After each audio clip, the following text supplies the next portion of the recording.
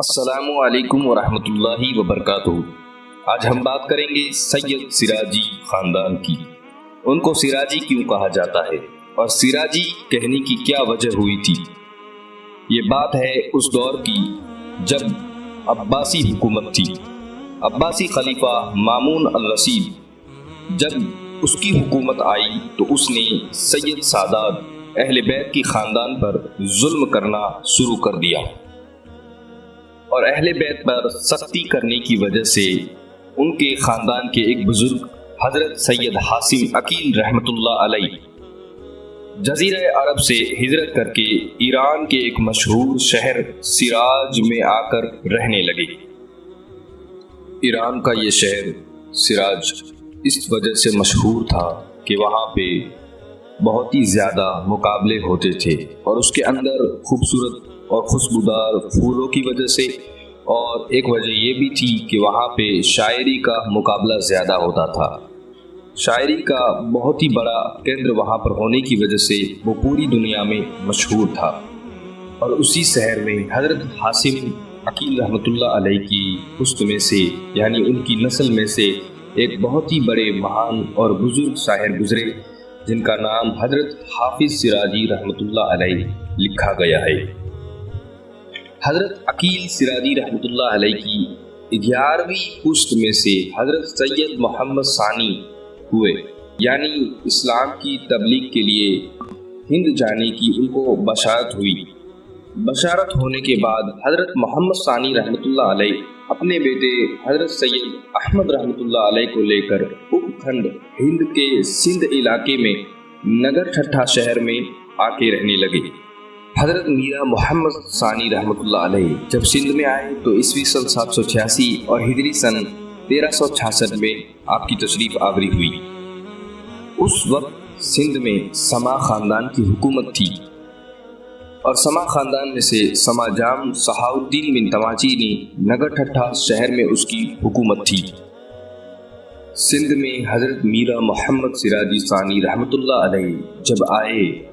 تو وہاں کے ایک گاؤں جس کا نام مراد اوٹھی، اس گاؤں میں آ کے آباد ہو گئے اور وہاں پر رہ کر وہاں کے لوگوں کے اندر علم پھیلانے لگے اور علم سے ان کو فیضیاب کرتے رہے۔ کچھ مدت کے بعد ایک رات آپ کو خواب آیا اور خواب میں آپ نے اپنے خاندان کے کسی مہان بزرگ کا دیدار کیا جنہوں نے فرمایا ارجعی الی ربکم راضیۃ مرضیہ، یعنی اے محمد تم اللہ کی رضا پر راضی ہو جاؤ۔ جس وقت آپ نے یہ خواب دیکھا، خواب سے بیدار ہونے کے بعد آپ نے اپنے بیٹے کو بلایا اور کہنے لگے کہ اے میرے بیٹے یہ میرا آخری وقت ہے، اور اپنے بیٹے کو وصیت کرنے لگے کہ میرے جسم کو مکلینہ قبرستان میں دفن کیا جائے۔ اس کے بعد آپ کی وفات ہو گئی۔ آپ کی وفات کے بعد مراد اوٹھی گاؤں کے رہنے والوں نے ضد کی کہ ہم ان کو اسی گاؤں میں دفن کریں گے۔ سید احمد رحمۃ اللہ علیہ نے لوگوں کو بہت سمجھایا لیکن وہ ماننے کے لیے تیار نہ ہوئے، لیکن ضد کر کے انہوں نے وہیں پر دفن کر دیا۔ اس کا نتیجہ یہ ہوا کہ مراد اوٹھی گاؤں میں رہنے والوں کو جو فیض ملتا تھا اور جو روحانیت کی کیفیت چھائی ہوئی تھی، وہ کیفیت اور روحانیت اچانک سے غائب ہو گئی۔ روحانی فیض بند ہونے کے بعد وہ لوگ ان کے شہزادے حضرت سید احمد رحمۃ اللہ علیہ کے پاس آ کر کہنے لگے کہ ہم سے بھول ہو گئی اور ہم نے غلط ضد کی، ہماری ضد کی وجہ سے حضرت کی مرضی کے خلاف ہم نے ان کو یہاں پر دفنا دیا، ہم سے بہت بڑی بھول ہو گئی ہے، ہمیں معاف کر دیجیے۔ اب حضرت کی جسم مبارک کو ان کی مرضی کے مطابق جہاں انہوں نے وصیت کی ہے وہاں پر دفنا دیجیے۔ اس کے بعد سید میرا محمد رحمۃ اللہ علیہ کے شہزادے حضرت سید احمد رحمۃ اللہ علیہ ان کے جسم مبارک کو وہاں سے لے کر ان کی وصیت کے مطابق مکلینہ قبرستان میں دفن کر دیا اور ان کے اوپر ایک بہت بڑی درگاہ بنا دی گئی جو آج بھی وہاں پر موجود ہے، اور اس کے بعد اس گاؤں والوں پر ان کا روحانی فیض شروع ہو گیا اور ان کی درگاہ پر بھی روحانی فیض آج بھی جاری ہے۔ یہ مکلینہ قبرستان نگر ٹھٹھا میں موجود ہے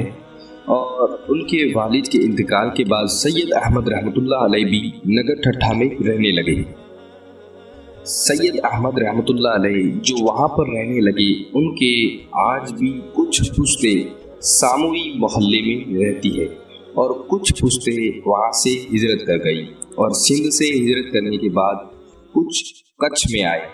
اور کچھ کے اندر کتنے سراجی ہیں، کتنی ان کی نسلیں ہیں، انشاءاللہ کسی ویڈیو میں ان کا بھی ذکر کریں گے، اس لیے کہ مجھے ہر اہل بیت کے گھرانے کے متعلق ویڈیو بنانی ہے اور ان کے گھرانے کے متعلق کچھ جانکاری حاصل کرنی ہے اور کچھ عوام کے اندر بھی ان کو پہنچانی ہے۔ سراجی خاندان کو اس لیے سب سے پہل کیا کیونکہ یہ خاندان جو کچھ میں آیا